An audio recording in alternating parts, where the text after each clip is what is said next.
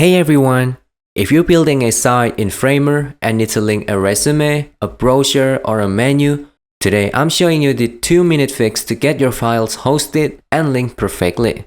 Let's jump in. Step 1. The download component method. The easiest way to do this now is using a built-in component. First, press Ctrl+K and search for download. Drag the download component onto your canvas. In the properties panel on the right, you will see a file upload box. You can just drop your PDF right there. Framer will host it for you automatically and turn that component into a direct download link. Step 2. The cloud hosting method. If you want to use your own custom design button instead of the default component, you can do that by uploading your PDF to Google Drive or Dropbox. Then make sure the sharing settings is set to anyone with the link.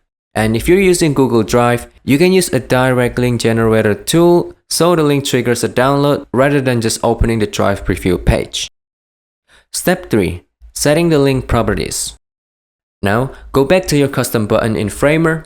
In the link section of the sidebar, paste your Drive or Dropbox links. Then click the New tab toggle.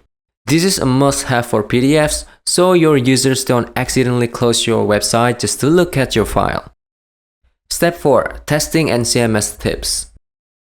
If you're using a CMS, you can actually add a plain text field for the URL or use a file field if your plan supports it. Always hit preview and test the link. Sometimes browser pop-ups can interrupt the direct downloads. So, the new tab setting is your best friend here. And that's pretty much it. I hope this helped you out and I'll see you in the next one.